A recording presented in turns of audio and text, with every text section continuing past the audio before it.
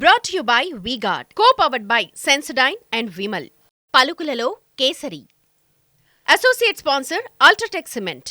YCP ప్రధాన కార్యదర్శి సజ్జల రామకృష్ణారెడ్డి మీడియాతో మాట్లాడుతున్నారు. లైవ్లో చూద్దాం.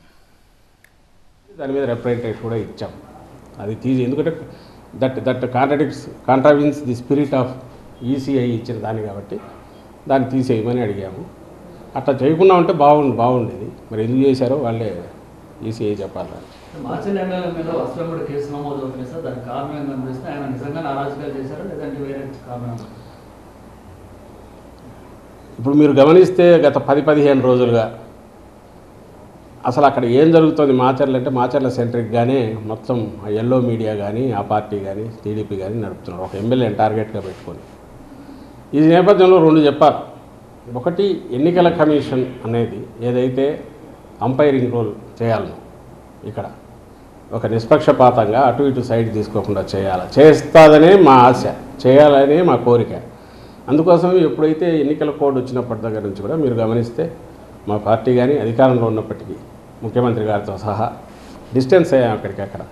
అలాగే ఏ నిర్ణయం తీసుకున్నా కూడా ఇద్దరికి సమానంగా ఉండే రకం ఏది తీసుకుంటున్నా కరెక్ట్ అనుకుంటున్నాం. కానీ దురదృష్టవశాత్తు ఈ ఎన్డీఏని కూటమి ఫామ్ అయినప్పటి నుంచి ఆ తర్వాత పైన ఎక్కడైతే సెంటర్లో బీజేపీ ఉన్నదంతా పొత్తు పెట్టుకున్నప్పటి నుంచి ఎన్నికల కమిషన్కు బాబు దోమపోట్లాగా బాబు కాటో లేక బాబు వైరస్ ఏదో సోకినట్టుంది, ఇన్ఫెక్షన్ వచ్చిందేమో అని అనిపిస్తుంది. అది ఎంతవరకు పోయిందంటే ముందు అనుమానంగా ఉండేది, ఇప్పుడు నిజమని కూడా అనిపించే రకంగా ఎన్నికల కమిషన్ వ్యవహరిస్తున్న తీరు. ఇప్పుడు ఆల్ ప్రాక్టికల్ పర్పసెస్ ప్రభుత్వాన్ని ఎవరు నడుపుతున్నారంటే ఎన్నికల కమిషన్ నడుపుతుంది. ఆంధ్రప్రదేశ్ ప్రభుత్వాన్ని కాదు, ఎక్కడైనా సరే. అది ఎంత జోక్యం చేసుకుంటోంది ఇప్పుడంటే, ఇప్పుడు మీరన్న ఈ కేసుకు సంబంధించి మాచర్ల కేసులో కూడా అది కనిపిస్తుంది. అక్కడ ఆ రోజు ఈవీఎం జరిగిన సంఘటన ఏదైతే ఉందో దాని మీద మీరు పోవడానికి అసలు ఆ వీడియో ఎక్కడి నుంచి వచ్చింది దాని లేదు. అలాంటి వీడియోలు మిగిలినవి ఎందుకు రిలీజ్ చేయాలంటే వాటిని రిలీజ్ చేయదు election commission.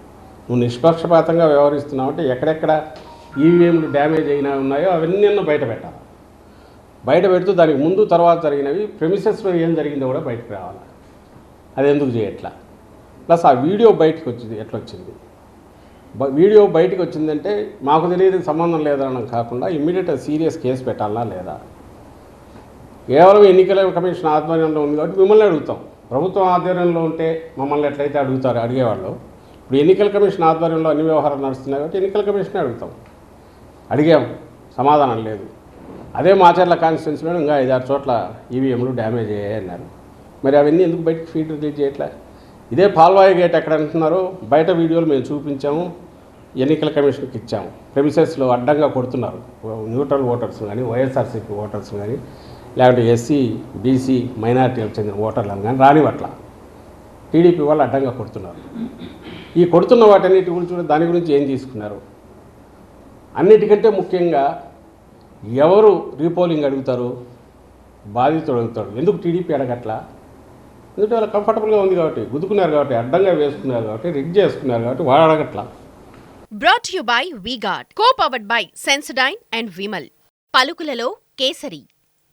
Associate sponsor UltraTech cement.